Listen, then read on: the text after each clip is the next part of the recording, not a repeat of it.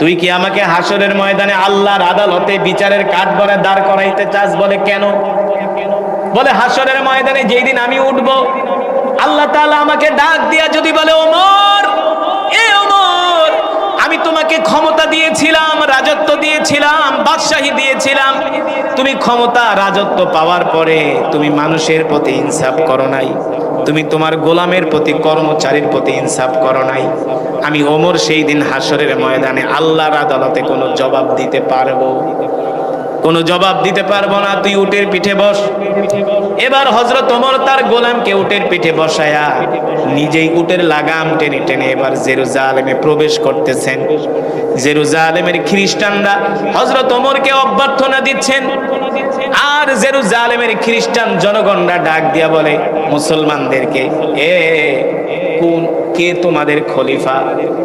যিনি কিনা উটের পিঠে বসে আছে তিনি কি তোমাদের খলিফা?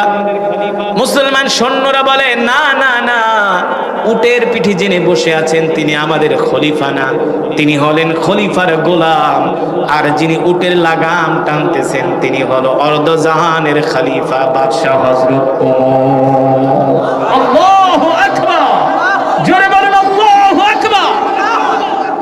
যিনি উটের পিঠে বসে আছেন তিনি হলো আমাদের খলিফার গোলাম, আর যিনি উটের লাগাম টানতেছেন তিনি হলেন অর্ধজাহানের বাদশাহ হযরত ওমর। আল্লাহু আকবার।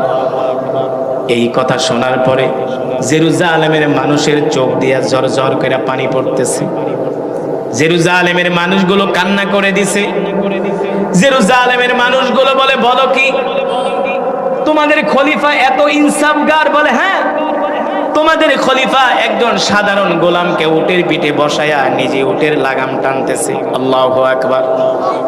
এ মুসলমান সৈন্যরা, আসো আসো, তোমাদের খলিফাকে বলো, তোমাদের খলিফার হাতে আমরা এখন এই মসজিদুল আকসার চাবি বুঝাই দিতেছি। আল্লাহু আকবার। এবার হযরত ওমর রাদিয়াল্লাহু তাআলা আনহুর হাতে মসজিদুল আকসার চাবি বুঝাই দিলেন।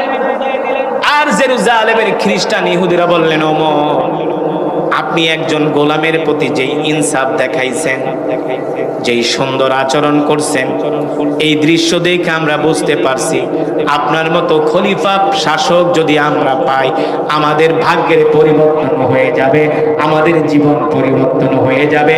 আজ থেকে আমরা আপনাকে শাসক মেনে নিলাম। হযরত ওমর কেমন খলিফা ছিলেন, কেমন শাসক ছিলেন?